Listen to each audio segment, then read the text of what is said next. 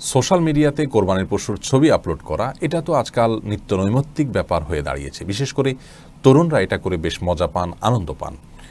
এই বিষয়টি নিয়ে আমাদের সমাজে সাধারণ মানুষের মধ্যে মিশ্র প্রতিক্রিয়া আছে। অনেকে মনে করেন যে ইবাদতের বিষয় এটাকে এভাবে প্রদর্শন করে বেড়ানো উচিত নয়। আবার অনেকে মনে করেন যে সুস্থ বিনোদনের পথগুলো দিন দিন রুদ্ধ হয়ে আসছে, সংকুচিত হয়ে আসছে। সেখানে ঈদুল আজহা একটি আনন্দের উপলক্ষ এবং তার অন্যতম গুরুত্বপূর্ণ একটি উপাদান হলো কোরবানি। অতএব সেটাকে ঘিরে আনন্দ করা, উৎসব করা, বিশেষ করে তরুণরা সেটাকে নিয়ে সুস্থ বিনোদন করা, এটিকে নিষেধ করা উচিত না, বরং এতটুকু সুযোগ অন্তত দেওয়া উচিত। পুরো বিষয়গুলোকে সামনে রাখলে আমরা যেটি বলতে পারি তা হলো সৎ উদ্দেশ্যে, যেমন কেনাবেচার জন্য বা অন্য কোনো মহৎ লক্ষ্যে বিশেষ কোনো প্রয়োজনে যদি কেউ সোশ্যাল মিডিয়াতে পশুর ছবি আপলোড দেন, সেটি তো অবশ্যই জায়েজ আছে, বলাই বাহুল্য। কিন্তু যদি কোরবানির পশুর ছবি আমরা সোশ্যাল মিডিয়াতে আপলোড দেই অন্যকে জানান দেওয়ার জন্য যে আমি কোরবানি দিচ্ছি, অথবা আমার পশুর আকার অনেক বড় সেটি আমি প্রদর্শন করতে চাচ্ছি, কিংবা আমি এই ছবি আপলোড করার মাধ্যমে লাইক, কমেন্ট ইত্যাদি কামাবো, মানুষ বাহবা দিবে, সেটি আমি এনজয় করব, এই সমস্ত ইচ্ছা থেকে আমরা করি, তাহলে এটি বোধহয় আমাদের করা উচিত নয়।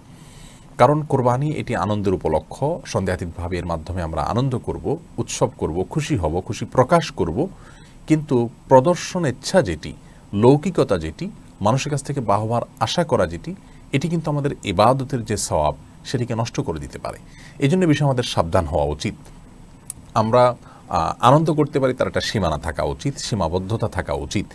অনেকে দেখা যায় যে গরু কেনার সময় তিনি সেলফি তোলেন, কিনে আনার পরে সেলফি তোলেন, জবের সময় সেলফি তোলেন, খাওয়ার সময় সেলফি তোলেন, এভাবে একের পর এক ধাপে ধাপে সেলফি তুলতে থাকা, এটি একজন ইমানদারের গুরুত্বপূর্ণ একটি ইবাদতের সময় আল্লাহর প্রতি মনোনিবেশ থাকার যে একটা ব্যাপার আছে, আল্লাহর কাছে আপনার একটা সওয়াব আশা করার যে বিষয়টি রয়েছে, সেই বিষয়গুলো কিন্তু এখানে গৌণ হয়ে যায়, ম্লান হয়ে যায়। লৌকিকতা, প্রদর্শন ইচ্ছা এবং ফেসবুকে লাইক, কমেন্ট কুড়ানো, বাহবা কুড়ানো, এটির কারণে মূল যে এটার শিক্ষা এবং তাৎপর্য সেটি আমাদের থেকে হারিয়ে যায়। এই জন্য আমাদের দেশ ওলামা ইকরাম যেমন এটাকে নিরুৎসাহিত করেন, তেমনিভাবে এরাবিন স্কলাররাও নিরুৎসাহিত করেন।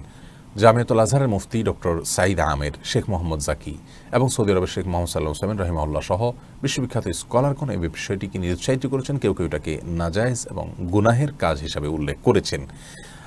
অতএব এবাদতের যে মূল স্পিরিট আছে, এবাদতের যে মূল তাৎপর্য আছে, অন্তর্নিহিত যে রহস্য আছে, সে বিষয়গুলোকে আমাদের অনুধাবন করার চেষ্টা করা উচিত এবং এ ব্যাপারে আনন্দ করতে গিয়ে আমাদের সীমা লঙ্ঘন করা উচিত নয়। আল্লাহ তাআলা আমাদেরকে বোঝার তৌফিক দান করুন।